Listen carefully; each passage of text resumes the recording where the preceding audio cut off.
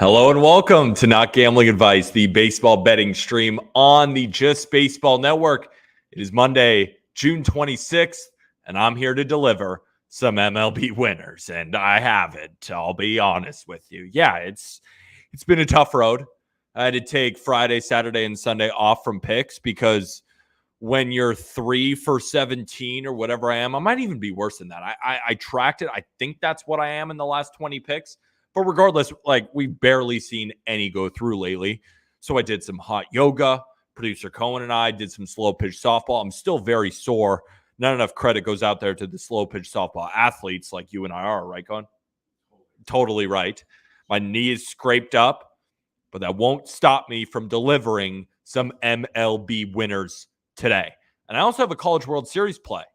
I know we got Florida versus LSU. A lot of people are excited about the game, as I am too. I don't know if you guys took my preseason bets, right? I gave out 5 preseason.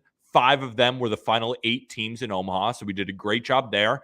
And now we're sitting on Florida at plus 1,100 and LSU at plus 450. So regardless, I don't really need a winner, but I did make a play on the total. We're going to get into all that. We have a great stream for everyone today. We have 6 different people with 17 picks. I have 3 picks of my own, plus I have a prize picks entry. We got the whole 9. I know it's a limited Monday slate, but we're going to walk through the model. We're going to do everything to at least get you the most prepared in order to win some of your bets on your own, because we've seen some line movement, and we got to decide whether it's worth it or not to jump, okay? Sometimes you got to take a step away, hit the mental reset button. That's what I'm feeling, right? Just needed to take a quick step back and be like, hey, it's getting to me, right? It was so funny. I lost those 2 plays. I think, what was it, Thursday or something? It was one of those days. And then the Marlins actually hit on that incredible home run late. And then the under ended up hitting in that college baseball game. So it ended up being a good day. But I was just not in the right headspace. I was down in the dumps. I was feeling it because I care. And I just care.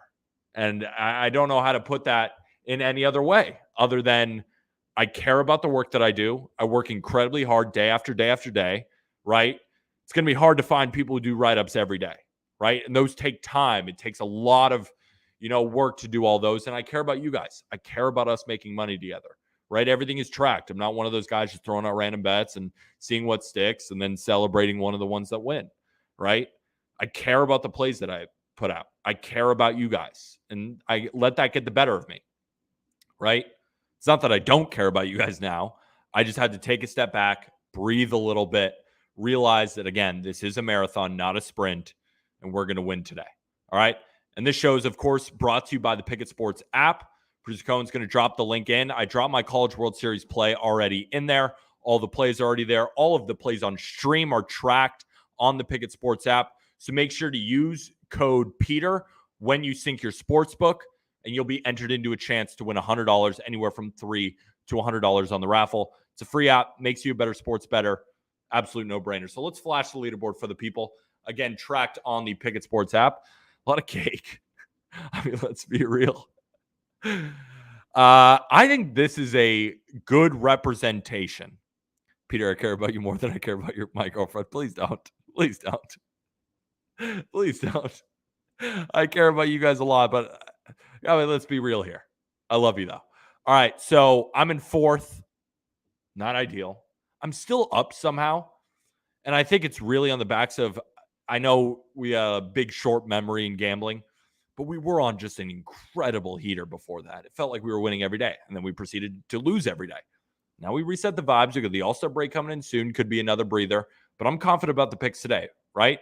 So I'm going to go over the picks, prize picks, model, bunch of contributors. Great stream ahead of us. Let's get rolling with play number 1.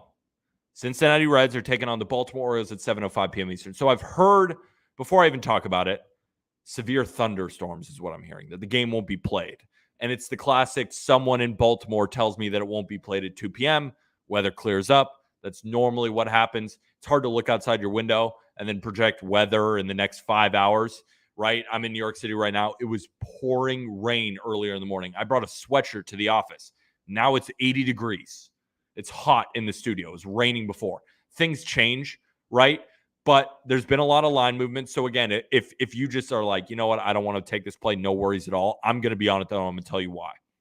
So I bet the over in both halves when I dove into the starting pitching matchup kind of before I even looked at the weather. But the weather is supposed to be incredibly helpful for the batters, right? So Camden Yards has turned into a pitcher's park after the Orioles decided to move left field fence back. It's kind of annoying for Orioles hitters, but it's given some breathing room to the pitchers. I'm not sure, though, how much that'll matter today, as now we have projected 15-mile-an-hour winds blowing straight out to center field, kind of to left field, too. I've seen these type of projections before for Camden Yards, but not yet this season, right? As it gets warmer and warmer, it'll get better and better. And I bet this last night when the weather projection was plus 10%, right? The line on the model was set at 9.5. So it wasn't really showing much value, but I just thought I still just like this over when I dove into it. But the new projection is now at 10.5 at minus 116, with the park factor reading anywhere from plus 20% to plus 23%. With how the wind is acting, with temperatures hovering in the low 80s, it should be the best park to hit in by a sizable margin. But we also have two starting pitchers with troubling ERAs with even worse peripherals. Now, Brandon Williamson has a 6.72 expected ERA and a 5.13 Sierra. He's doing everything you don't want to see from a starter. He has below average stuff. He's got a 92 stuff plus, which is 8% below league average, which is in the 15th percentile in strikeout rate and isn't commanding the ball within the zone. His walk rate is average, but he isn't hitting his spots, right? There's a difference between control and command. Control, are you able to throw strikes? Command, are you able to pinpoint within the zone? A guy who has great command is a guy like Shane Bieber, right? It's one thing to throw strikes, right? If the catcher is calling for a fastball low and away and you throw it up and in for a strike, it's a strike, it's control, but it's not command within the zone. Brandon Williamson ain't doing that. So the only starts in which he pitched okay, 3 runs or less, were against the Brewers and the Rockies, two of the 3 worst teams in baseball against left-handed pitching. Now, Williamson is a 33.1% ground ball rate, well below average among starting pitchers. But in a stadium where the balls are flying and he's a fly ball pitcher, I'll let you do the math. So since the beginning of May, the Orioles have a 106 WRC plus against lefties, making them an above-average offense. Over the entire season, left-handers have proven to be their better split by OPS and WRC plus. Now, the Orioles just called up Jordan Westburg. We love Jordan Westburg over here at justbaseball.com. If you want to read our top 100 prospects, you can see the full write-up written by Arm Layton, who comes on stream. He's a big bat. He's a big righty, and he kills lefties. And Brandon Williamson's biggest issues are against right-handed bats. 863 OPS versus right-handers versus lefties, 676 OPS this season. Go look at the Orioles lineup. I think the only lefty in there is, because Aaron Hicks is a switch hitter. I think they have one lefty in the lineup today. Let me just go check it out real quick because they put out the lineup. Adley's a switch hitter.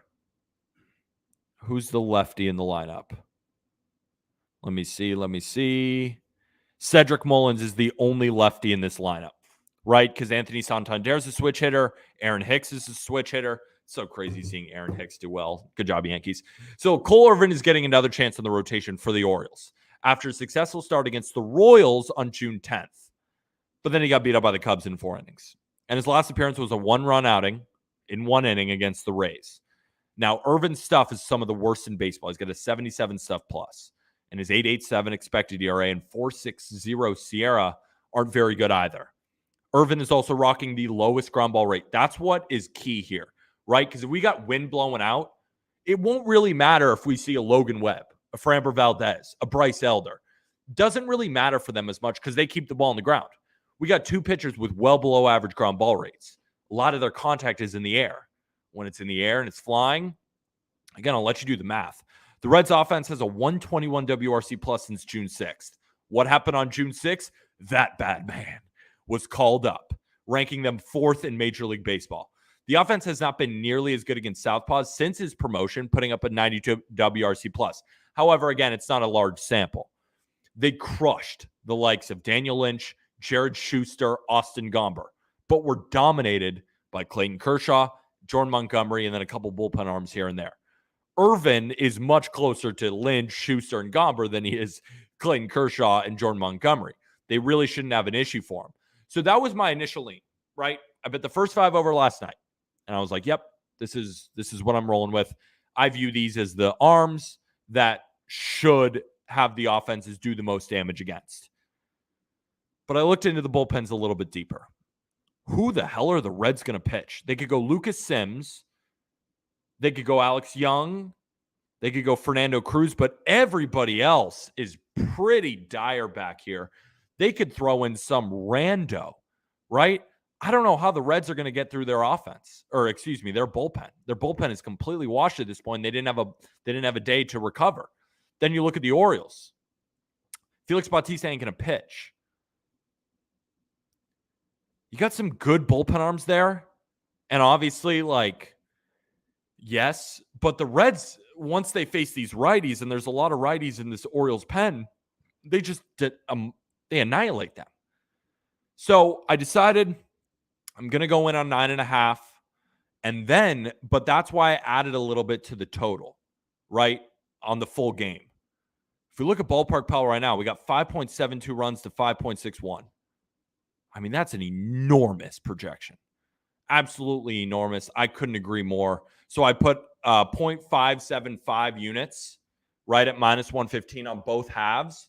So, and I know that the line has moved a little bit, right? We're seeing 10 at minus 115. I mean, I gotta land on 10. Oh, wow. And now the first 5 overs at 6. Obviously, we're losing some value there. What I would do, it's at 10.5 now across the books.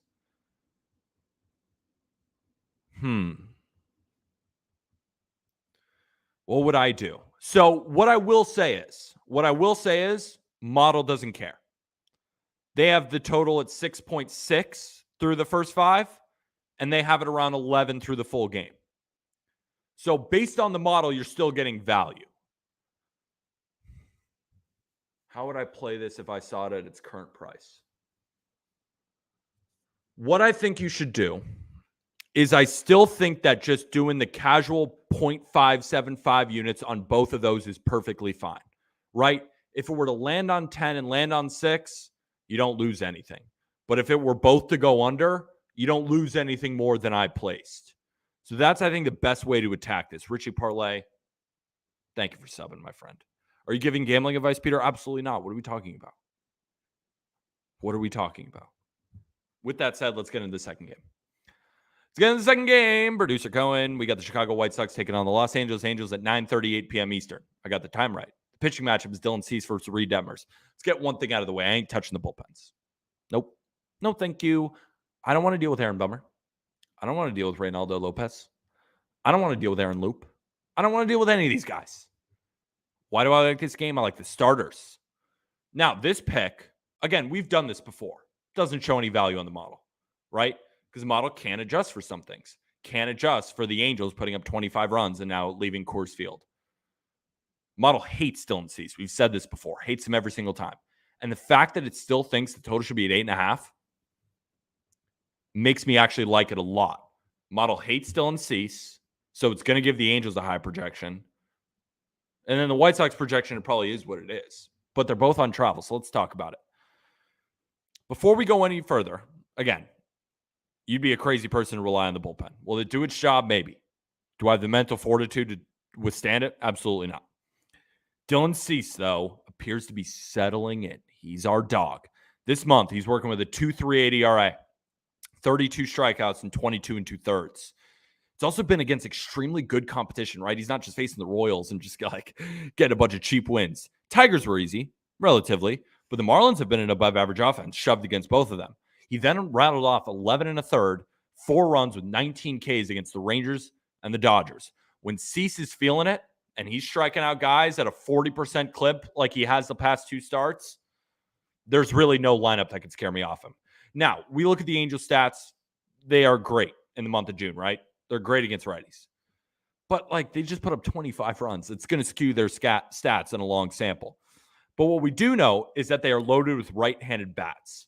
The lefties in the Angels lineup, it's probably going to be Shohei, who's pretty good. I don't know if you've heard of him. Mickey Moniak, who is good. He's good.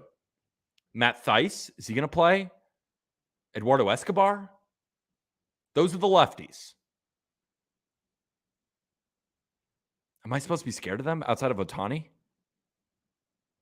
And the only reason I bring these names up is because Cease has been overwhelmingly better against right-handed hitters. Brandon Drury, Mike Trout, Taylor Ward, Hunter Renfroe. We could continue. Even in a down year this season overall, he's still holding righties to his 665 OPS. So righties should have a very tough time, and the Angels lineup is loaded with righties. Now the White Sox, they're going to face Reed Detmers, who is now on fire.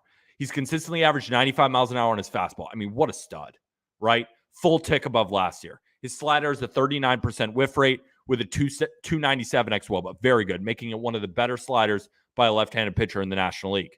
His curveball is also generating a 32% whiff rate, 240 xWOBA. He's just on his shit right now. And I don't think the market is fully adjusted to how good he is because he struggled to start the year, and he still holds a 4.02 ERA.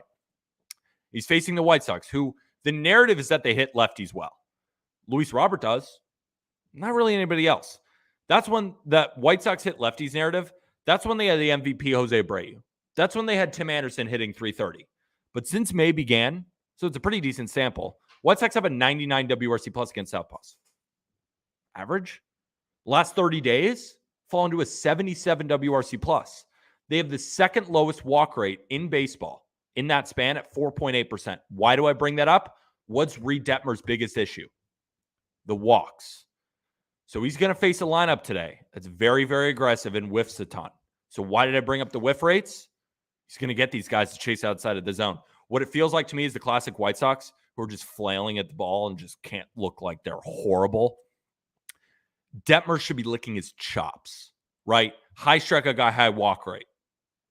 He's facing a team in the White Sox, high strikeout rate, low walk rate. So those walks, I think, is just going to generate a bunch of punch-outs. Now, both teams are also on travel days, which, again, is just another angle here. The White Sox had to go from Chicago to Los Angeles, while the Angels are coming off a high-scoring series at Coors Field and won't have an off day to adjust.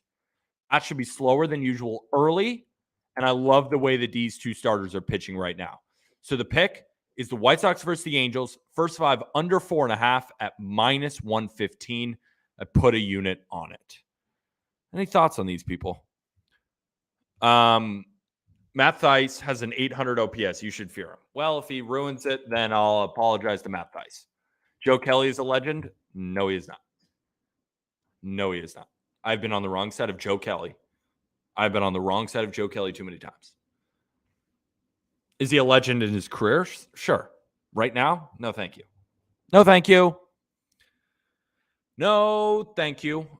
Peter, how do you feel about the Braves today? I like the way you think. So those are the game picks, right? First five under in White Sox Angels. Then I bet the over in both halves for a half unit, kind of splitting it up there. In case one of these random Cole Irvin, Brandon Williamson has one weird start. I don't believe in the bullpens. Go ahead, Cohen. Why don't they have a back five? You know, first five, why is there no back five? You know? Well, like in the NFL, so producer Cohen's question is why don't they have a back half, like the 6, 7, 8, 9? Think about it, though. When you bet on an NFL game or an NBA game, actually, I think in the NBA you can bet on third and fourth quarter. But in the NFL, like you can't, I don't think you can bet second half over before the game starts. Can you? I don't think so. I think it's kind of the same thing. Producer Cohen needs to give us a winner. Producer Cohen technically is 0-2, but the A's were sharp that day. They were good. Yeah, get on screen. I actually just count that A's as a win. That's a win. I think you're 0-1.5. When people are like, no, like you can't take the A's as your bet, and they lose by 1 after being up the whole game, it's a win. It's a win. So it's absolutely a win. 1-1, actually. No, you're 2-1. Why? Just I'm a winner. Vibes. Thanks. You want a vibe pick Appreciate too. It. Yeah. 2-1, producer Cohen. He went from 0-2 to 2-1 just like that. It was the right side. I think, yeah, it would be something you could do live. Sonny Gray regressing to the norm rapidly. Woen. I totally agree. But let's talk about those Atlanta Braves and let's get into our prize picks entry. Prize picks. These lines have moved a little bit, which of course doesn't matter because all of our lines always move and it doesn't even matter. So we'll see. Mike Trout, over 8 fantasy score. So let's talk about, or less than 8 fantasy score, excuse me. But again, guys, if you want to tail along, right, if you're new to prize picks, make sure to use code JustBaseball. Use code JustBaseball. Don't do it to me. If you're new to prize picks, use code JustBaseball. Get in on this one because I like this one a lot, and it's been bumped. Both of them. When's the last time you saw me bring a prize picks entry where both of them were bumped? I'll wait because it doesn't really happen that often. Spencer Strider over 9Ks. Why? Well, however way you slice it. Well, first, if you look at Spencer Strider's producer, I don't know if you can do share screen and bring up the prize picks window for the people. When you look at Spencer Strider's K lines, fully read it out, right? The last time he had 11 Ks was, let me check. It was May 23rd against the Dodgers. Basically, no. However you slice it, the Minnesota Twins strikeout, right? Can you click on the 9.5 strikeout line for me, producer Cohen? I want them to see the red. No, click that little right there. Yep, bang.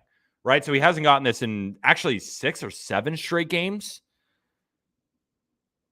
Why do I like him today against the Twins? It's one of those matchups I got to take, ladies and gentlemen, and I'll tell you why. No, however many. So we we queue up a lot of different stats, right? We look at a full season. We look since May began. We look last 30 days. We look since June. However you slice it, the Minnesota Twins strike out so much against right-handed pitching. Over the full season, they rank number 1. Since May, number 1. Since in the last 30 days, number 1. Since June began, number 1. It does not stop. The Twins fastball slider combinations with Strider getting his velo back. Because I don't know if you guys remember, the last time we played something on Strider, we faded him. How'd that go? He was throwing 99. Look at this. Track. Look at that. When his velo is back, I mean, he's good, right? He's Spencer Strider. He's one of the best pitchers on planet Earth. That's what he was looking like against the Phillies. If he's back like that and facing the Twins, he might have 30 Ks today. He might beat Kerry Wood's record. Does Kerry Wood still hold the record of 20? No. Someone had more. Someone's got, or he's tied someone for 20. I'm not sure. But when he's doing that, yeah, I'll take his over 9. And the fact that it's a 9.5 makes you like it even more. But at the same time, guys, I don't think this is like one that lands on 9. I think we're looking at 15 Ks or like 7. So it's kind of whatever number you get, because he's either going to strike out the world with 98 to 99, or he's going to be at 96 and he's not going to get the Ks. So it's kind of a little bit of a gamble. Good to see it get bumped up right to 9.5. We love to see that. So I took that over 9. But let's talk about Mike Trout. Let's talk about Mike Trout less than 8 fantasy score. First of all, bumped down to 7.5. We love a good bump. He's minus 135 to get a hit. A hit. His name is Mike Trout. Ever heard of him? Just out of principle, I got to fade him. He's at 7 now? Producer Cohen, is that what I'm seeing? 7. A full bump down of a fantasy score. Can I get a bang? What am I doing? What am I doing celebrating wins based on bumps? That's a recipe for a disaster. Incoming Trout 700-foot home run. But let me talk about it. Yeah, no, the thing is with Mike Trout, because he doesn't steal bases anymore, he's either going to have a 40 fantasy score or he's going to have 0. But let's talk about it. So Trout is 1 for 6 with 3 Ks against Dylan Cease. Very small sample. But again, Cease is settling in quite nicely. And if you watch Angels games, I know Jake Hazen is creeping around in chat. What does Mike Trout struggle with? Fastball's up, slider low and away. What does Dylan Cease do? Fastball up, slider low and away. Trout has a 295 xWOB against sliders. I know Jake knows that. 412 xWOB against fastballs. He's very good. He's a very good baseball player. It's not ideal. But again, he hasn't proven that this matchup he's going to have success in. And again, what did I say? Cease is very tough on right-handed bats. Angels coming off that series in Coors. He had a half base up on prize picks. He has a 1.5 strikeout line. I'm taking his under fantasy. And what if I told you that Mike Trout has 1 stolen base this year? He has 1 more than you and I do. Mike Trout. Mike Trout is hitting 255. What is happening? We're taking his under. And we're pairing it with Strider K's. I feel good. Oh, yeah. College baseball. You guys want to talk about it? Trout's still 7.5 on NHA. What's NHA? No hits alert? What's NHA? That's a Trent recipe celebrating bumps. No, we can't do that. Wasn't it 9.5? I don't know. Couldn't tell you. No house advantage. I don't know what that is. Okay. Let's talk about this game. So I have people in Omaha, right? And they sent me a text yesterday, and they said, Peter, wind is blowing out a ton. What's the total? And I was like, I think it's at 9. They were like, it should be at 11.5. Take the over. And I was like, I'm not betting this weekend, but let's see how it does. The game ended 24-4. Do the math. That's 28 runs. Now, are we going to get 28 runs? Probably not. We're going to get 24 from LSU? Probably not. We're going to get 24 from Florida? Probably not. But I took the over 9.5 because they said it's howling more than it did yesterday. And I don't know if you guys were watching yesterday. A lot of fly balls that ended up being home runs. Now, that's just the wind factor in Omaha right now. So the wind is howling out to center field and left field. It's blowing it to like left center. That's one part of the cap. The other part of the cap, LSU is down on arms, right? We're probably going to see Paul Skeens later on, but they're probably going to start with Thatcher Hurd, who's been a good pitcher, but Florida can bang with anybody. This is one of the top offenses in college baseball, right? I think they were 937 OPS as a team this season. Who was better? LSU, 940. So we have two electrifying offenses. And on the Florida pitching side, they're going to have Jack Caglione, who is like a good pitcher, but he's not that great. And he's a lefty. He's going to go up against LSU. Tons of righties, right? Dylan Cruz, Tommy Tanks. They're loaded with right-handed bats. Both teams, they're just not well rested in terms of their arms. It's a siding game. I know it's a little bit square because it's a siding game. It's an over. You generally don't like to take. So I put 0.575 units. We're also still sitting on Florida plus 1,100 and LSU plus 450. So regardless, we're going to walk out with a little bit of money. So only take this over if you really like it. I really want something to sweat, and it's really based upon the fact that arms are not well rested. Wind is howling similar to yesterday. And they said it's howling even more, right? Perfect weather there. We should see runs on both sides. Who's going to win? I want Florida to win because that's a bigger payday. I don't know who's going to win, though. Producer Conan, who do you think is going to win, LSU or Florida? LSU, honestly. You think LSU is going to win? I got a weird feeling they're going to win, too. Take down the top dog. Yeah, they did take down Wake, which sucked. Plus 1,900? Damn it.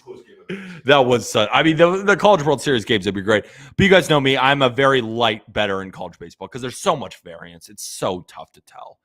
So it's light bets. It's for fun, right? Half unit ain't killed nobody. I'm taking the over. If you want to sweat it with me, be my guest, right? Pete and piss for not tailing it. What do you mean? Just baseball fans. As a Falcons fan, I understand. All right, let's go into the ballpark pal model. He's talking about, I said, I've seen the Mets lose games like that my entire life. Yeah. Park factors, game simulations, and a matchup machine. So we got mid-major Matt in Q. I think we should. Yeah, we'll come back to them if we have a break in the stream because, right, we don't have games till 7 anyway. But I want to get the people who are now in Q, and we start with Lid Lager. But again, you guys can follow along on Ballpark Pal when our guy Lid Lager gives his place. How are you doing, my friend? Doing all right. How's it going, handsome? It's been a while since I've seen you. It's been a little while. It's been a couple days. Had to get my mind right. Did some hot yoga. Played 3 slow pitch softball games. Not enough people are talking about how sore you get after playing slow pitch softball. In the sun, I'm sunburned. I don't know if you can see it. You can't really see it on camera. I got a scrape on my leg. Okay. Was blood shed on the field? Blood was shed on the field. Wow. Peter, let me tell you, as someone who's about 8 years or so older than you, it doesn't get any easier. It doesn't get any better. You tell me it doesn't get easier as you get older? Oh, I mean, your body just only continues to break down, brother. It does not get any better for you. I was talking to Cohen today. I was like, we're 25. We're supposed to be in our primes. Why can I not walk today? I mean, and then you think about someone like LeBron James or fucking Justin Verlander throwing his 99-mile-per-hour slider last year. It was ridiculous. How does Shohei anyways do it? How does Ohtani Yeah, I mean, I don't know how the fuck that kid does it, but anyways, on to baseball today. I'm glad. Did you win your games at least, Peter? Your slow pitch softball? We lost in the semifinals. And it was it semis? Was it quarters? We needed to win 6 straight games to win the championship. which was not happening at 9 a.m. Wait, Yeah. we had to win 6? I thought it was 5. No, we needed 6. Oh, yeah. Then we were like quarters. We lost in the quarters. Walk off. So you shed blood for nothing. That Literally. Yes. But producer Cohen, I don't know how he's feeling, but he sounds a little rough. So I advise he get some Advil on him and some Tylenol. That guy, he needs a break. Yeah. Anyways, first play I have today is the Mets -1.5. Okay. This is a really interesting play to me. I mean, as you know, baseball brain tells you nobody wants the fucking Mets, man. That team is they're playing dog shit right now. Producer Cohen just said, he was like, why is everybody on stream on the Mets today? I was like, that's how we bet, right? You grab value when you can. Yeah, this just seems like a really high line. You have to agree with the dog shit Mets, the way they're playing. Verlander not looking great. His expected stats or even his underlying stats are really also not that great. But at 180, 190 now, it seems really high for a price that nobody wants to pay, especially against the Brewers team that just won the series at the Guardians. And they just scored, I think, 4 or 5 runs yesterday in extra innings. So this extra innings, they're going on the road, playing travel, and Verlander. It's also just kind of a weird play on my end. The Mets bullpen, they imploded yesterday. They allowed 4 earned runs, I think, or at least 3 earned runs with 1 hit, which is just fucking atrocious. None of those arms should see the field today. You have Rayleigh, Ottavino, and Robertson should be available today. So I like Verlander to do enough, and I like that bullpen to get some dignity back after yesterday, because that was fucking embarrassing. If the Mets are ever going to make a run to anything, I think they're like 6-15 in June. It has to start now. It has to start at home against the Brewers team. ISO just has not been performing well against right-handed pitchers on the road of late. So I'm not going to say I don't like the play, but what I will say is I don't really think the line is weird. -175 Mets at home against Colin Rea with Justin Verlander on the mound. Okay, so there's a good question. Do you want to pay 175 to back the Mets and Justin Verlander? Absolutely fucking not. So I don't know if it's weird, but in my brain I don't know who's trying to pay this. I see what you're saying. Does that make sense? Saying totally, because nobody on planet Earth wants to back the Mets. Like, I was watching Trent stream. Shout out Trent for hitting his super goat. I don't know if you're watching, but absolutely. Point number 2, everyone's like, oh, it's so easy. Let's fade the Mets today. Got Brewers at a plus price. Don't care. Yeah, I mean, the Brewers, they just hit up like Bieber and McKenzie. The Mets fucking suck, bro. I know. It's why I'm not playing this in the money line. I'm placing, plus money. It's if they win, I don't think they win by 1. If they do, I mean, fuck me, but I'm not paying 170 back this team. I'll back them in a way because I don't think they're going to score a lot in the Brewers. So I did debate between the team total under, but this is better value in my opinion with the total moving up. I think it went to 8.5 or 9 now. So I think they're expecting runs from somebody, and I think that's coming from the Mets. Good. Yeah, I mean, let me just. I know. Again, they're not playing well, but it's 8.5. Yeah, I think it was 8 though. 115. 8.5. Yeah, so it's moving up. So they're expecting runs, and I don't like Colin Rea. I know the Mets have not performed well against the sinker of late. I don't mean to interrupt you, but at the same time, the Brewers aren't very good either. Like, what are we talking about here? It's not like the Mets are playing the Braves. Agreed, but the Mets are 7 games. The Mets are 7 games below 500. The Brewers are first place in the NL Central. So perhaps that factors in the line, and perhaps that factors into something. And also, the Brewers pitching staff their better arms got pretty used up pretty heavily against the Guardians in their series. So I don't expect to see Devin Williams. I don't expect to see Strzelecki or Milner. So after Rea goes 6 and goes 2 earned runs, maybe, I don't know what's going to come in behind him. So I do like the bullpen advantage as well. So I'll take the full game. Good stuff, my man. No, I like it. And you're getting a plus price, too. It's not like you're paying juice or... it's a dog shit team. I'm not paying juice for it. Yeah, exactly. So I think it's in a spot that nobody wants to pay the Mets in this price. I'll take them. Good stuff, my man. And you can find that on BetMGM. Let's get to your second play. Yeah. Second play is the Nationals total team under 2.5. Oh, we got you want to break into... Or you start with Nationals. Go ahead. Oh, okay. The Nationals total team under 2.5. I mean, they just scored 8. They're looking pretty okay at the Padres yesterday. It was McKenzie goes his fucking bounce back game, his revenge game. Castillo has not looked great of late, but as I spoke to last week, Castillo's biggest issue is left-handed power. He's for some reason just giving up homers all on the road this year against left-handed hitters. The Yankees, 2 left-handed hitters against Castillo in Yankee Ballpark. if anything, the Mets do not, or the Nationals do not have, it's left-handed power. Their hard hit rate percentage is just not great. They a fuck ton of ground balls.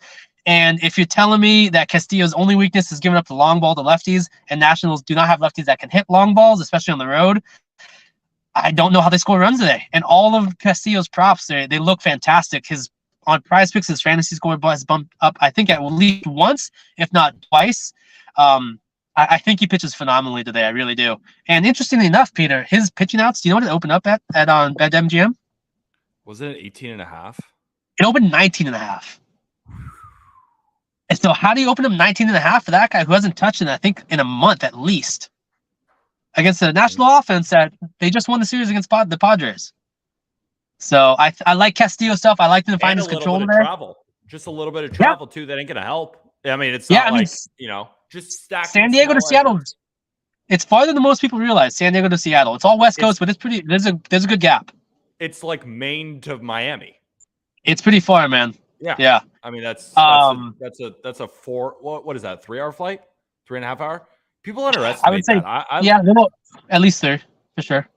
Also, for all the college baseball people out there, don't mean to interrupt you, Matt. For all the college baseball people out there, I'm getting texts in BP right now. The ball is zooming today. Michael Robertson just left to right center field. He's a right-handed bat that doesn't have much power, and he's like taking oppo bombs. The ball's flying today.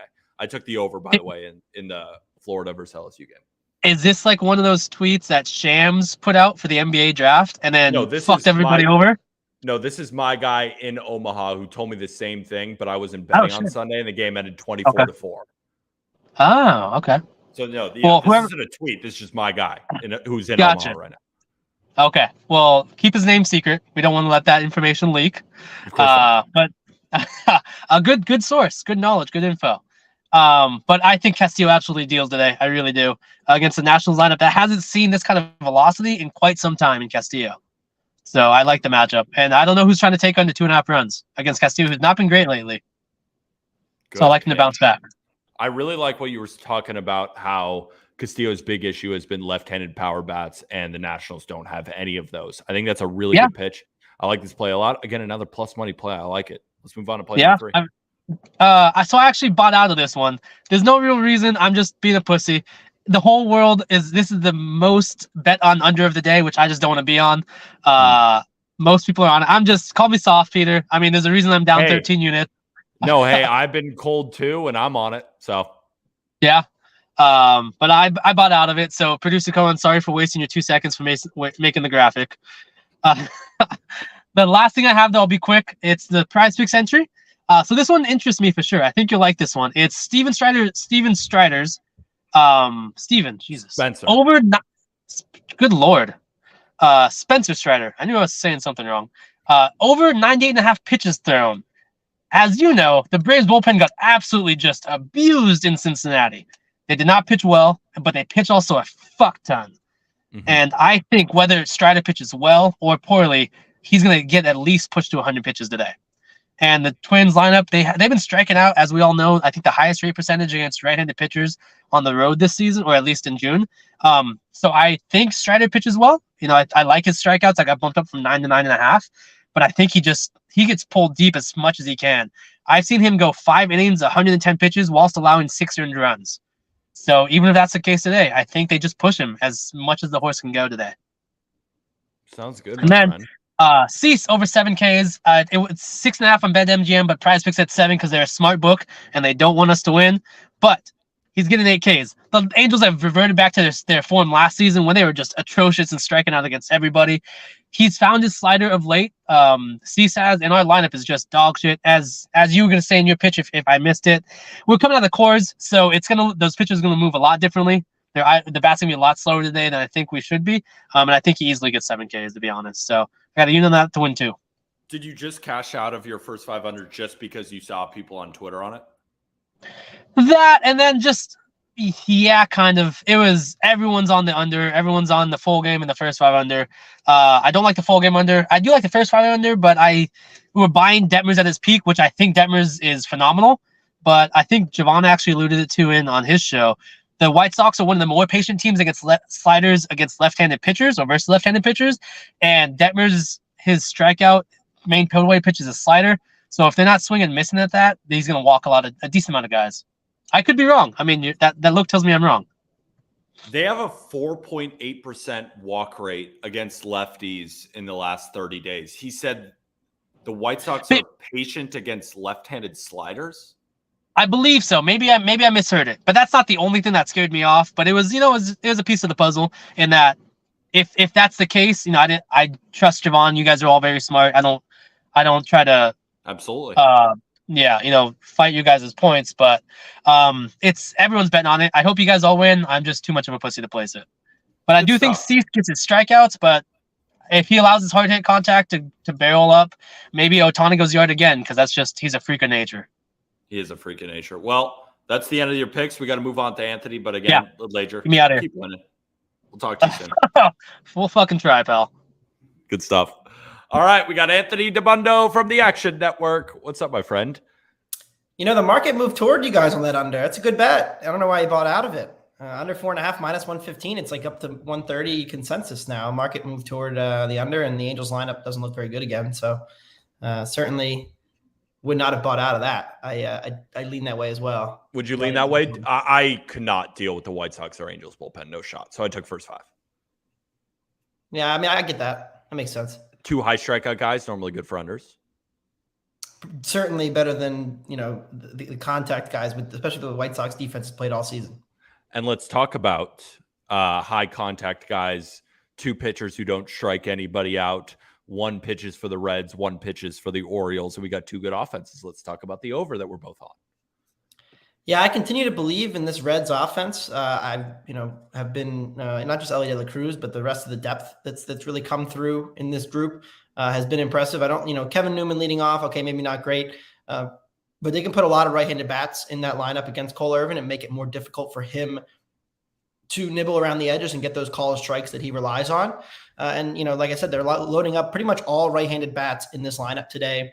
Once Williamson is once Irvin is out of the game, they can go to their bench lefties.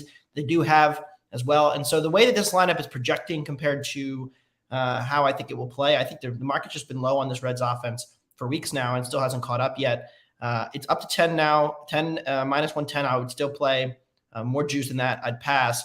And as for this Baltimore lineup, getting a nice little a jolt with Jordan Westburg making his debut today. I think it's important to lengthen this lineup because right now, the Orioles lineup, if you could make criticism of it, is that the depth has not performed particularly well, especially with a couple of the injuries that have piled up. Mountcastle being out has hurt, even though he was in a big slump. But Westburg is exciting. He adds, a potentially upside bat in this lineup at the back end, hitting 7th tonight. Orioles have always traditionally projected better against lefties. That's been less so true this year.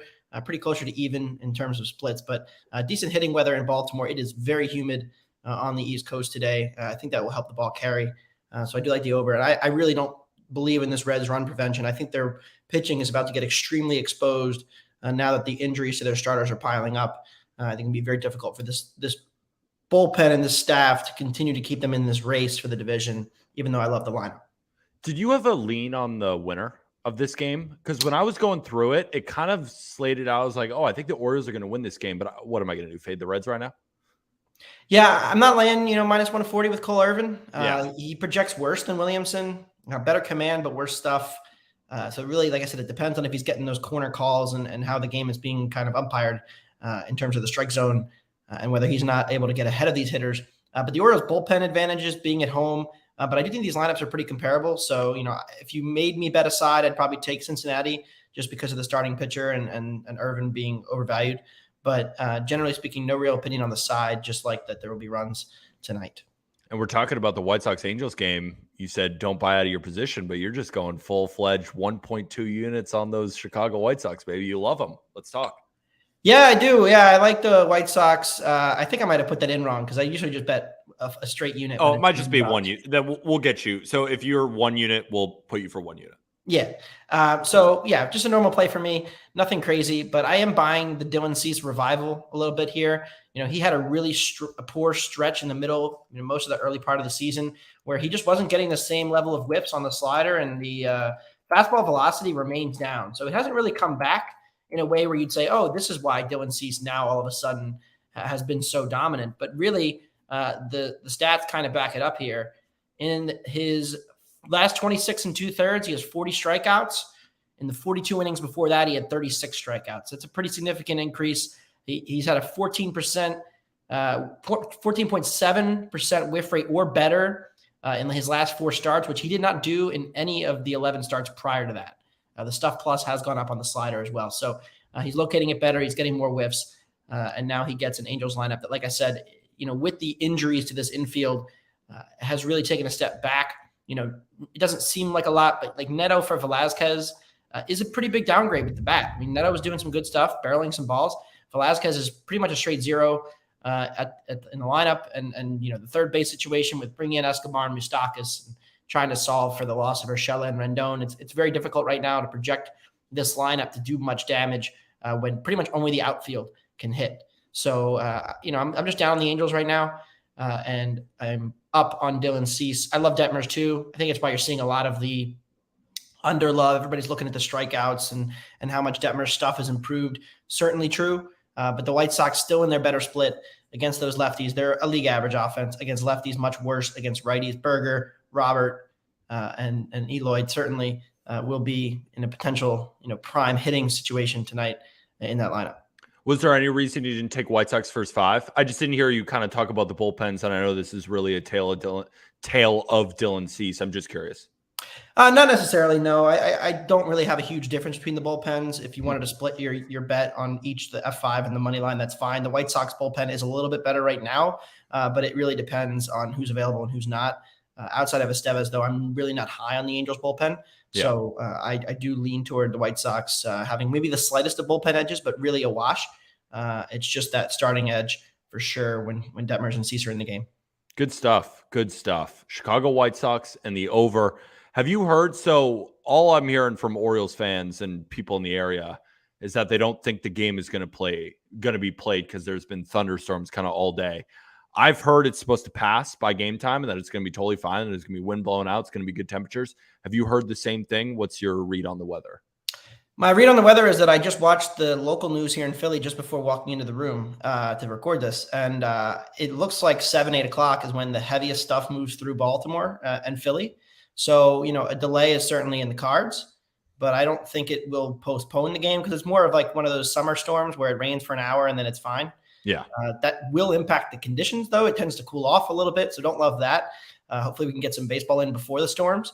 But, it looks like 7 to 8 is when the heavy stuff rolls through, and then we can probably get some baseball in after. So maybe delay. If it knocks the starters out and you have to go full bullpen game, that would certainly make me like my over tonight more, and even less my under tomorrow that I already bet for Wells and Abbott. So hopefully we don't get that. We don't get these bullpens too destroyed tonight. But, yeah, certainly like that. And I did see that, Crab's going to come on and lay some juice. I did just add – I'm not using it for the contest because I didn't get it in time, but I just added some Brewers and some Twins, taking a couple underdogs tonight. The Twins, Strider, if you project Strider at 97 miles an hour with like the dominant stuff, and that line is right. If you think there's a chance that Strider is just a little bit off and that those 3 starts before the Philly one last week are interesting enough and that you should downgrade him, plus 195 on Minnesota is awfully high. Given the power in that lineup. I know they have all the strikeouts in the world, and Spencer may strike out 10, but I do like Minnesota tonight. And look, Justin Verlander's metrics continue to slide. Given the Mets bullpen woes right now, Brewers have the better bullpen. Rhea is only marginally worse than Verlander. So, at plus 150, even as high as that number is getting now, I do like the Brewers. So big underdog Monday for me. Good stuff, my man. Verlander is a little overvalued at this point, and same with Strider. Just given the chance, he could come out and throw 98 and make me look stupid. But at plus 195 with a solid, above-average starter and Sonny Gray on the mound, plus 192, plus 195, that's a lot on Minnesota. So I did take those 2 underdogs. Good for you, my man. All right, we got Colby and Q, but Anthony, again, thanks for coming on, giving us all the knowledge. Hopefully there's not big delays in this Reds-Orioles game and we can get it over. We need Absolutely. It. We need it like air. All right. We'll talk to you soon. All right. See ya. Peace. We got Colbert Olson. Decent mustache today. Feeling good about his picks with a good mustache. Not a great mustache, but a good mustache. And I will take a good mustache. How are you, Colb? I'm doing well, man. I'm doing well. Spirits are high, and I'm glad that I'm coming on today to not talk about the Reds, the Orioles, the White Sox, or the Angels. Wow. I think everybody's on those two games. They're the only fun games, apparently, because let's hear what you're on then. I'm on the Braves, -1.5 at -110. Anthony just kind of set me up to talk about this game, which was nice of him. Strider, his fastball averaged 97.5 miles per hour in his last start against the Phillies. Before that, his velocity was way down. It was actually averaging under 96 miles an hour. But when Strider is performing his best, he's throwing his hardest. I don't think that's a very hard concept to understand. But I did a deep dive on how the Twins match up against fastballs that are 96 miles an hour or higher. And there's 3 bats in this Twins lineup tonight that would be the most worrisome against fastballs above 96 mile an hour. Alex Kirilloff actually has a 380 xWOBA against fastballs 96 miles an hour or higher, which is damn good. Damn good on you, Alex Kirilloff.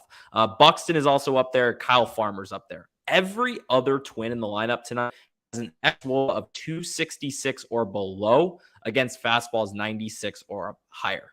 Joey Gallo's xWOBA against 96 mile an hour fastballs or higher, 100. I mean, worse in the league. That's just fastballs. That's not to mention that Strider has one of the best sliders in the game. He's been flashing the changeup.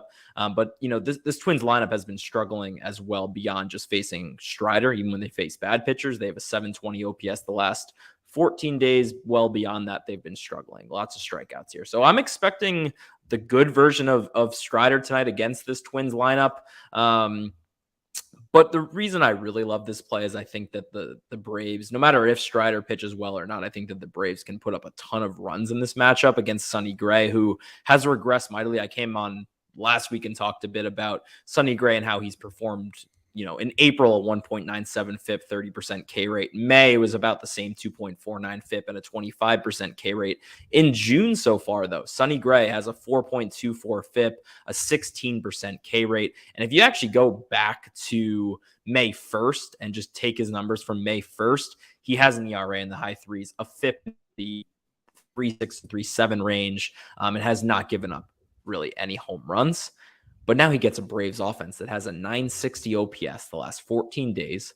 Over the last 30 days, they have a 372 xWOBA against righties. And Pete, over the last 14 days, a 960 OPS, I looked at players who have a 960 OPS or higher. There's 3 of them. It's Ronald Acuna Jr., it's Yordan Alvarez, and Shohei Ohtani. Their entire lineup has been those 3 players for the last 14 days. And now they get Sonny Gray, who has not looked as good over the last month or even the last 2 months. So I think that this Braves lineup should be able to murder Sonny early. Strider, I did like that Matt is on the over pitches because I think Strider can go 7 innings plus in this game.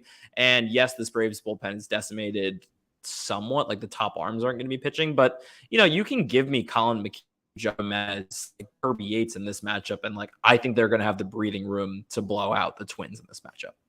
Good stuff. I mean, I would lean the Braves too. I could see that number being really high. I think it's really high for a reason. I don't think that you're posting a -225 line on Spencer Strider. I know it's Spencer Strider, but it's Sonny Gray opposing him, and Sonny Gray's been getting respect from the books. And the total's at 8.5 kind of makes me think the Braves win 6-1 or something like that. They kind of just blow them out, or the Twins win. I think it's a Braves blowout or the Twins win in a really low scoring game. So what does the model have for the over right now? Let's see. Ballparkpal.com, Game Sims. Wow, it actually really likes the over. I mean, I lean the over. If you, it doesn't really it doesn't really like the over. I mean, at 8.5, it has a -120.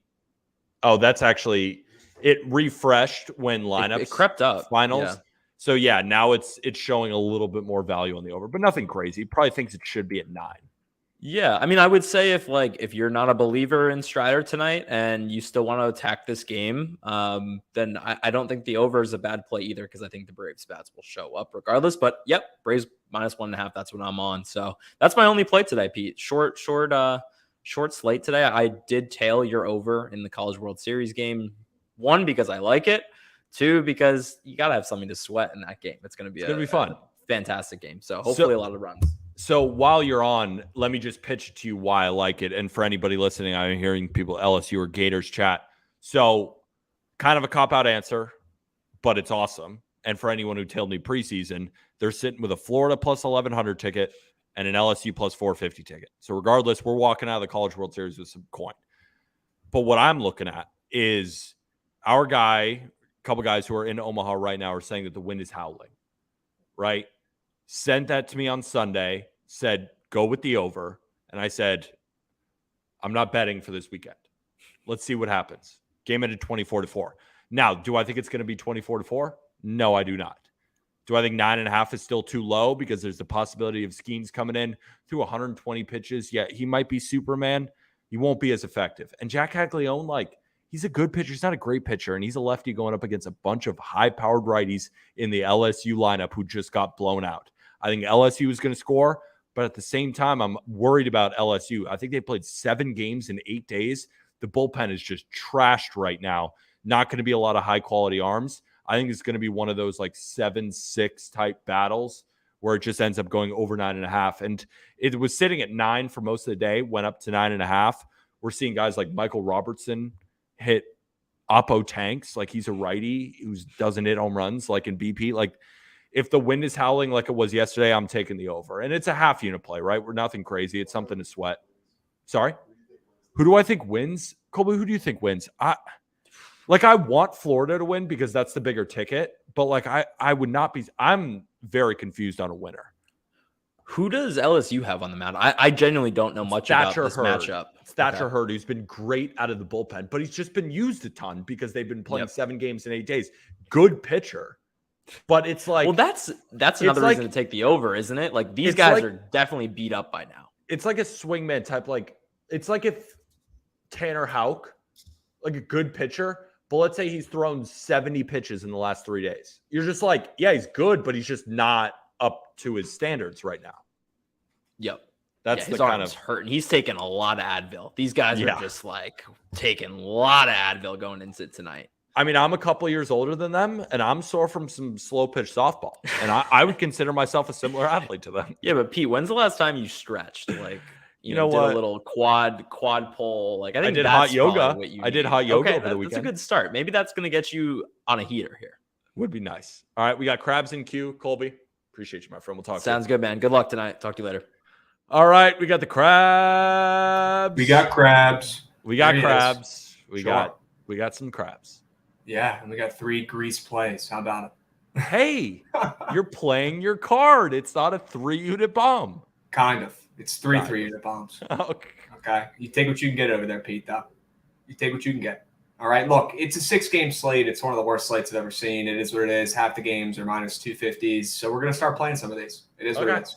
All right. We're going 3U on 3 teams. I think you're winning today, no matter what the odds are. And if we get 2 for 3, we're making coin. Hopefully we sweep. Okay. Right. Let's talk about them. Sure. Where are we starting?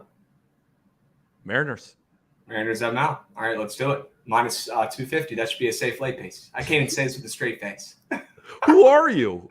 I can't even say this with a straight face. All right, let's go into the game. Okay. I know. And the squad ride is minus 1.5, but I have a bugaboo with minus 1.5, so I'm laying 3U for this challenge. All right. Mariners ML. They're winning this game. Castillo, he's been human recently. He's been giving up some hits, giving up some runs, but his kryptonite has been the long ball. We know the Nats don't do that. Don't really have to worry about that, especially in a pitcher's park. So I see Castillo maybe having the first no-no in over a year tonight against the Nationals in a sell-high spot after 2 wins in San Diego, which was their World Series, playing against that Padres team who they hate. Sell high. If you want to call that high, sell high on the Nats after those 2 wins and buy low if you can on the Mariners ace after he's been hit up a little bit in his last couple starts. Today he's facing one of the worst right-handed pitching facing teams in all of baseball in the Nationals, and I'm not scared about them. I'm also on his under 1.5 earned runs allowed. So that should tell you how I think Castillo's going to pitch today. Pretty damn well, maybe even insanely well, if you know what I mean. Would not be surprised. Did you just pitch us? Did you just pitch us why Luis Castillo is going to be Trevor Williams today, and you're laying 3 units on minus 250? I mean, what do you want me to say? I like 100%. The play. Say that it's winning, and then we move on. It's winning. Let's move on.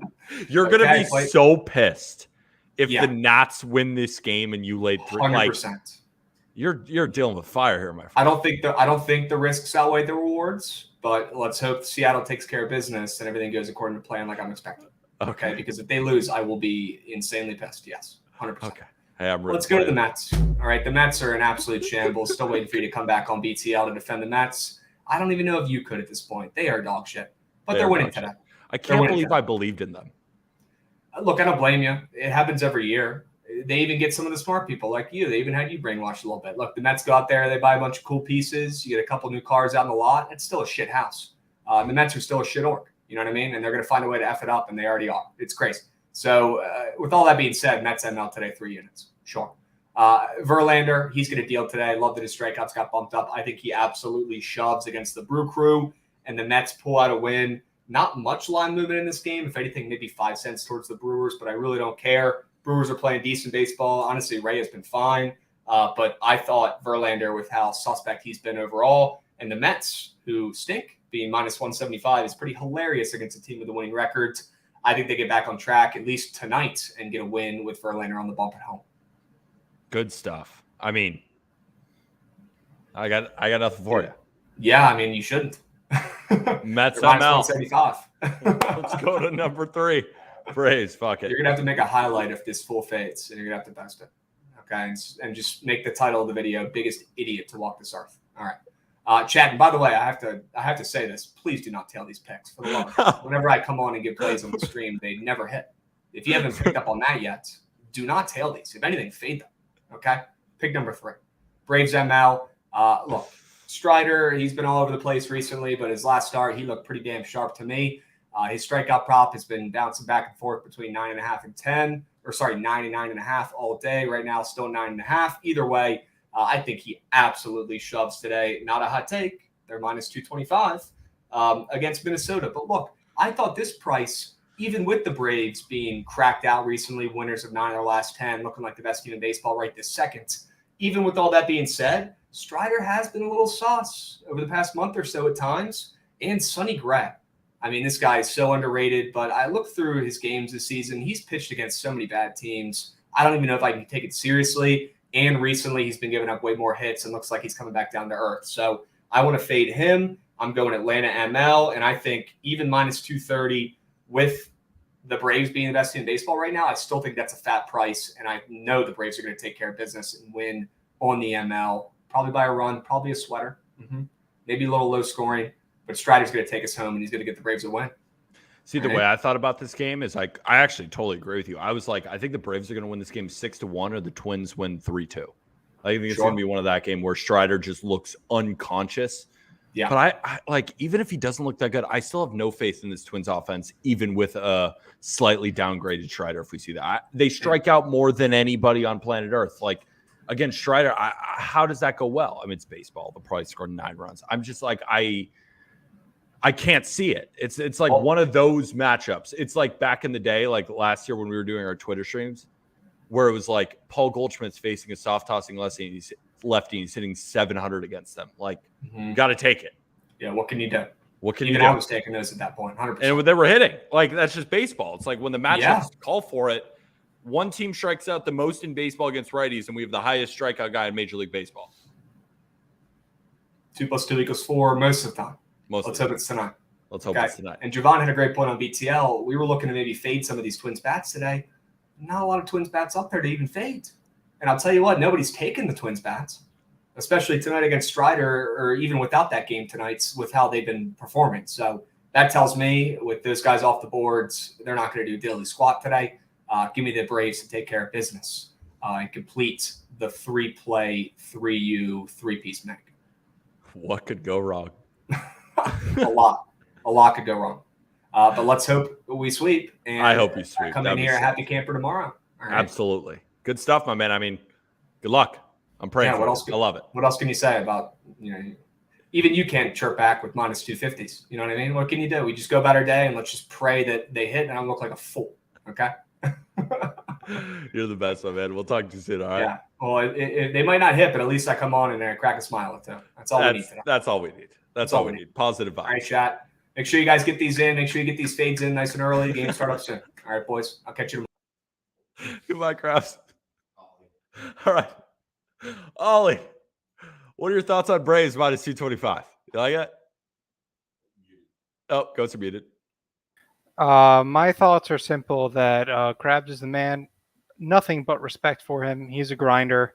But if someone came on stream and pitched 3-unit minus 200s, he would banish them to Alcatraz. He would. That's why I was like, who took over his soul? I don't know what happened to him, but he does most certainly not fear the juice. And if I had to take anything away from that, is the only thing I would do is sprinkle on the 3-team underdog parlay for a Subway sandwich. Try to build the bankroll a little bit. That's what I would do. Let's get into your place. My brain is through a twist. I don't even have responses to anything. All right. Pretty straightforward plays for me today. Kind of corporate, kind of square, kind of lame, but all baseball brain. The over in Baltimore. Yeah. Want to go to the next play? No, I mean, what did you look at it? Because, what I looked at it is guys with low ground ball rates, not very good pitchers, not well-rested bullpens against offenses that are really hot right now with great weather conditions. Did I miss anything? The Orioles overs are tough because their offense can be so dynamic, but it can also be so stagnant. And the same with the back end of their bullpen. If Cano and Bautista are healthy, it takes an absolute miracle for that game to go over if you need one run in the last 3 innings. Bautista's not available, but Bautista is not available. Cano probably will be available. Whether he pitches late in this game is to be determined. I was on the over on Saturday when it was 4-3. I had the over 9. Mike Ford hit a 2-out absolute tank off Bautista to close that out. So that's what I mean. You need a miracle. You need something like Mike Ford to have a 2-home run day against the back end of the Orioles bullpen to hit an over when Bautista is up there. He won't pitch today, so that's definitely part of it. But the other part of it is, like you said, Cole Irvin. And look, the Cole Irvin Oakland wagon last year was fun in games, but he's just not looked very comfortable in an Orioles uniform. He's had some okay outings by Cole Irvin standards, but okay Cole Irvin standard outings should allow this game to go over. And on the flip side, Brandon Williamson is kind of an anomaly. I don't know how he gets people out. Watching him pitch and looking at his baseball reference page, baseball savant page, whatever page you look at and watch, I just don't understand how this guy gets people out. And the Orioles lineup, I did expect them to rest 1 or 2 guys today, and it looks like they're resting Gunnar and Mountcastle, if you want to call it resting. Mountcastle's hurt. Yeah. Mountcastle's hurt anyways, so the Gunnar, lineup with Gunnar, it's real lefty-righty. He's been really, really struggling against lefties, and instead they put in Jordan Westberg, who I love in this matchup. And by the way, for some reason, whenever Ramon Urias is up there in the middle of the lineup, I feel like he does damage. I don't know why. I can't explain it. But every time I see Ramon Urias batting, I feel like it's a home run. I don't know why, but it's true to me anyways. So when I bet on an Orioles game and Ramon Urias is in the lineup, he's hurting me in some form or fashion. So today will probably go for 4. But at the end of the day, talk about a depleted bullpen coming off that Brave series with the Reds. They've got nobody ready to go, nobody of relevance anyway. Unless if this game gets to the 9th inning and Cano and Diaz are in the game, just chalk it up because nobody's scoring on those two, in my opinions. But I don't think we'll have to wait that long. I don't think you have to sweat this one out. I think Diaz has thrown 2 straight games. That's what I mean. But they've shown that they're not afraid to go to him a 3rd day in a row. They've already shown that this year. So if you're in a safe situation late in this game and the Reds bring in Diaz, so be it. I'd be surprised if they do, but I wouldn't be totally bombshelled. But like I was just going to say, I don't think we'll have to get to that point. I think if you've gotten to the point where those guys are a threat to close this game, this over didn't stand a chance and it's 3-2 in the 9th. Yeah. These runs should come early. They should come often. In my estimate, this game will go over in the 6th inning. That's why I took the first 5 over in the full game because I think the runs are going to just come early and then I think they'll trickle in late. Let's get to play number 2. Yeah, play number 2. Another kind of just 2 pitchers I like. two bullpens I'm scared of, although the White Sox bullpen has been better as of late. Like, they basically pitched a bullpen game yesterday against the Red Sox and shut them down. Now the Red Sox are a very up and down offense, very streaky, can't hit with running scoring position, yada yada. However, against an Angels team coming off 25 runs 2 days ago, every stat that you look at for the next 2 to 3 weeks is going to be inflated because of that. So I think Dylan Cease is slowly getting better. Now he's not like Blake Snell. All of a sudden he's the best pitcher in the American League, but he's slowly getting back into his groove. And I think this is just going to be another building block for him. Am always nervous about these two bullpens in specific blowing it late. With my luck, the way things went over the weekend, it'll be 1-0 in the 7th inning, and we're going to get 7 runs late to either sweat it out or go over. But at the end of the day, I'm not trying to nitpick here. Just give me the under. Both offenses are stagnant. The White Sox are traveling out to the West Coast. The Angels are coming off, of course, back to LA with no days off. Always sketchy when you leave Coors without a day off. I think most people in this community anyway are, kind of hip to that at the end. And I like Reed Detmers a lot. I'm a Reed Detmers truther. Always have been, even despite the slow start to the season, the stuff still looks good. It's all about limiting that one big blow up inning that he's been prone to have. And today, against a pretty stagnant White Sox lineup outside of Luis Robert, who's been one of the best hitters in baseball this year, that nobody's talking about for some reason. I think Reed Detmers will do his job today, and this game will go under. Couldn't agree more. I mean, I'm on the first 5. I didn't want to deal with those bullpens at all. I don't blame you one bit. That's probably the smarter play. But when I put this in last night, first 5 lines, 1 weren't available. 2, didn't want to wait that long to put it in. But I do think the first 5 might be the bigger brain play here. But we'll see. It's probably a 3-3 game going into 6th inning and a 4-3 end, and you win and I lose. I mean, the way the cookie's been crumbling, I wouldn't be surprised. I wouldn't be surprised one bit. 2 plays, 2 winners. That's the plan, man. Had a couple of bad beats there at the end of the week last week before we shut down stream for the weekend, but I'm still optimistic about these 2 plays. Full 1 unit geyser, so we'll see how that goes. Yeah, normally we got half unit, we got 0.75 units. We're doing full unit geysers. Yeah, we found some consistency here in the last few weeks, so been 1 unit plays for close to a week now, but a bad day tonight. Might have to scale back again. We'll see how it goes. Did I see you hit a Keegan Bradley future? Is that what I saw? No, that was DGen. DGen hit the Keegan Bradley future. Always happy to see a Keegan Bradley win. Atta baby. Any golf in the future for us that we got to keep our eye on? Any names?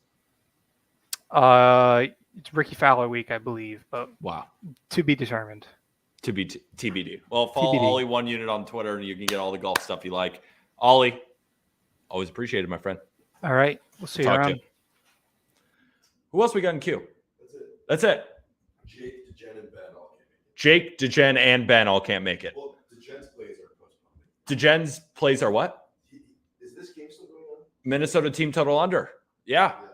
He said he can make it. And then this one, he said he thinks the Mets game is postponed. He thinks the Mets game is postponed. I'm not sure. Hey, Pete, how does the model factor bullpens? Is like weighted average of all the relievers, or does it look at rested bullpens? Kind of the weighted average. So what it does is like it simulates 1,000 times. So it's got all the guys who could potentially come in, and it like weights them and grades them all. So that's why it's like if you just do it one time with projected bullpens, it's not really going to work. So you got to simulate 1,000 times with all the different combinations that are possible. And then that's the final score that it gives you. Reds first 5 team total. First place, Javon. I don't know where Javon is. Yeah, well, let's keep going over these plays. So that was the Jen. He's got Minnesota team total under. He's kind of fading the same thing that, a couple of us are with, we like Strider today. We really do. But he's got the Mets first 5 -0.5. He's been weirdly very good with these. Not weirdly in like a bad sense. Just he's been continually hitting these over and over again. And it's like the same price. It's like these first 5s at -150. Now, I'm not going to be tailing the Mets today under any circumstances. But, DeGen sees something, and he's been great, right? Flash leaderboard for the people. I mean, there's a reason DeGen's sitting right there. He's in 3rd place, right? He knows his shit. So he's got Minnesota team total under, and he's got the Mets through the first 5 -0.5 at -150. Are you sure? No way it's that expensive. My guess is first 5 money line, right? What are we looking at? No way. Oh, yeah, it is. Holy shit. Jeez, that's a lot.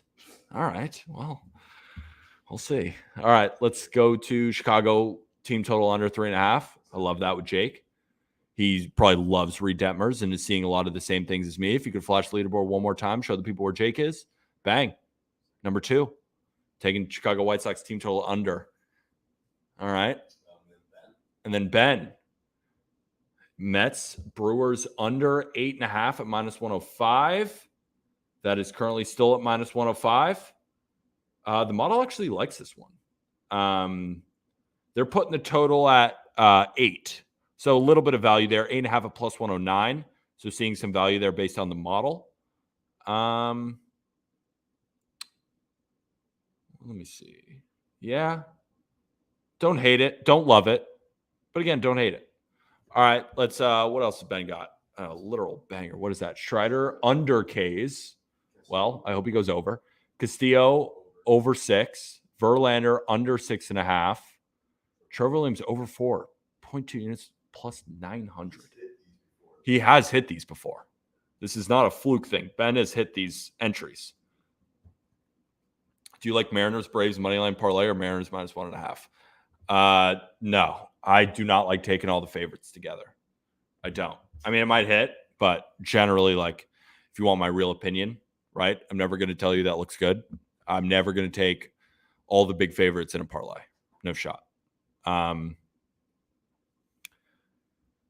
I think if I were to bet on the Braves game, I would just stick with Strider, Tail Strider. I took his K's. Mariners, I don't love, right? I don't love. I think it's way too big of a price for him. Now, maybe that could be telling. What does the model say about the Mariners? Yeah. We'll show you guys what the model's saying. Are we sharing screen right now? Okay, so we can see. So let's just go game by game. Let's go game by game. So scroll up to the top. All right, so this game, as you can tell, enormous projection today. They have it closer to 10.5, right? The best price for the over is on our friends BetMGM. Let's go down, scroll down. Colin Ray versus Verlander, much lower projection. We're looking at a total of around 8 for that game. More value on the Brewers. That's what the model is saying. Don't disagree one bit. I think Brewers +1.5 is actually a pretty good play in this game. Gray versus Strider has the Braves scoring a bunch and the Twins not scoring much. But normally with these huge favorites, it's not really going to show much value. But it is saying they should still be very large favorites. So I think if you want to take a big favorite, take the Braves. This game, little bit of value on the under, sorta, not really. It's been pretty steadfast at 9. Again, not much value on the Rangers. Keep going. We got this game. Thinks the total is about where it should be at 8.5, which is why I like the first 5 under. Keep going. And then we got this game, right? So there's value on the Nats. At least that's what the model says, but it thinks it's going to be a pretty low-scoring game. If you think Castillo is going to shove, I might as well just take that under, right? All right, ladies and gentlemen. End of stream. Hopefully everybody enjoyed. Producer Conan, if you could drop that Pikkit link in the chat. Make sure to download Pikkit, people. It's a free app. Track all of our plays. We're all on there. Track your own plays. Sync your sportsbook. Use code Peter. WStream, WStreamer, WProducer. I appreciate everybody. Let's raid somebody, right? Let's spread the love. Who do we want to raid right now? Who do we want to raid? Peter, I got boots on the ground in St. Louis tomorrow versus Houston, Valdez, Montgomery. Pick them on any early leans. I will let you know tomorrow. My friend. Let us know who we want to raid. Want to share the love. Good luck on your futures tonight. Thank you, my friend. Let's get a Florida dub. Any thoughts on who we want to raid, or should we just end? Does anyone want to hop into another one? Go Gators. I'm not seeing anyone want to go to Ref That Bets, Gold Boys Network. We got pitcher list. Should we just raid Ref? Anyone have any thoughts, or should we just end it?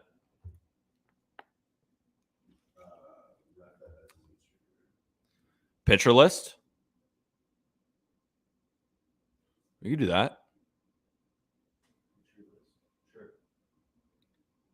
Yeah, send us to Ref. Just end it.